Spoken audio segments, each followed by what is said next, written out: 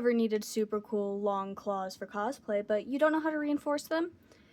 Well, if you do, or if you're just curious and want a little hobby, I have the thing for you.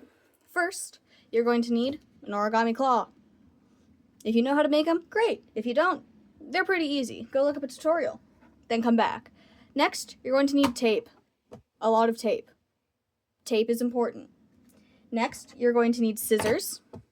You're also going to need a Sharpie or something to mark out places. And lastly, the most important thing, you're going to need dowels, or really anything to make it stronger.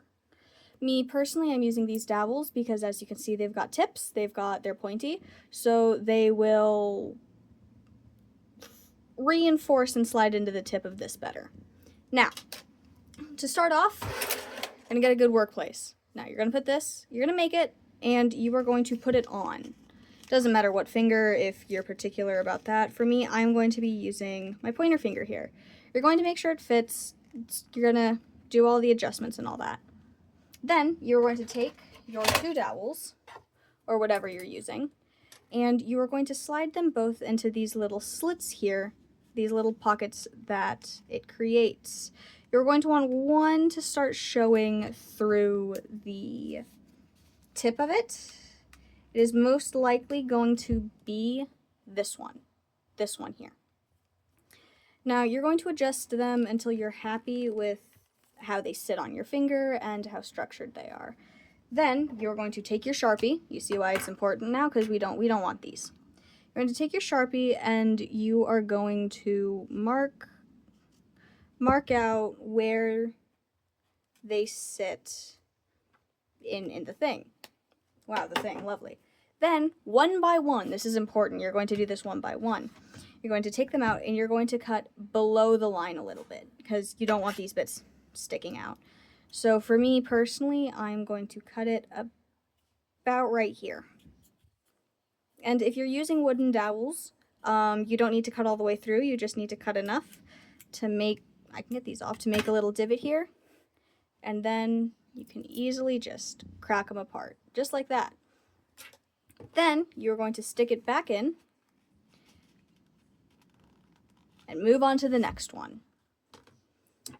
Same thing, you're going to cut a little bit below, cut through it,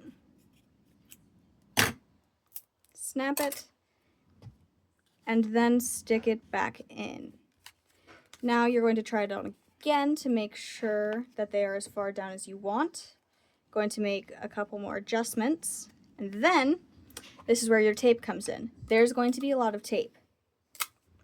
For me, because I like mine to be nice and snug, I'm going to pull it tight against my finger and then use the tape here to wrap it around and hold it where I want it to, how I want it to fit on my finger, nice and tight and snug. Then I'm going to go to the tip and I'm going to take a piece and I'm going to put it directly on top and then smooth it down, fold it over, and smooth it down even more. We're going to take another piece of tape and do the exact same thing in the opposite direction. Kind of like putting a band-aid on the tip of your finger. You need one there. You need one there to do its job, and you need another one there to secure it. Of course, you want to try and make the tip as smooth as possible, but if you can't really get what you're looking for, you can take a third piece of tape and wrap it around to get the desired effect. I am using Scotch tape here because it's what I have, and I'm not planning on going, into water with any of these. But, of course, if you want to make them waterproof, you can use waterproof tape, or even if you just want them to be just that little bit sturdier, you can use duct tape. Now what I'm doing here is I'm going in through the back and I'm taping this back part up. Now I'm taping this back part up hard. This is personally where I like the most tape, because when I use these, you can see that all of the pressure will be right here. especially if you have multiple, which I do. If you put on multiple, all of the pressure will be right here, which means that gravity will be working against you, trying to push these dowels out. So for me, personally, I like to put the most tape here at the back where the dowels are the most likely to slide out. Of course, I try to make the transition from the tape to the paper as smooth as possible, and so when I'm done with that, I put, once again, tape. Don't be afraid to cut the tape into whatever shapes you need it to be, or if your tape is too thick, or if your scissors are too bad, you can cut the tape to whatever shape, size, length you need it to be, so long as it is properly secured.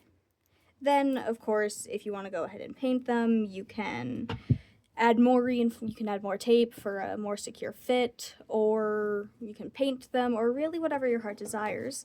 But here is the base of some nice, easy, simple reinforced claws. These probably will not hold the weight of your body, but if you are planning on cosplaying a character that does have claws, or maybe even if you just want your hand to look a little more claw-like, or even if it's just for fun, these are really easy. They're also pretty decent for doing quads, so long as you're not in, a really grassy, well, not grassy, watery area. So if you do, the other 9 or, 2, it does kind of even out, and yeah, there you go. Pretty awesome, pretty sturdy reinforced claws.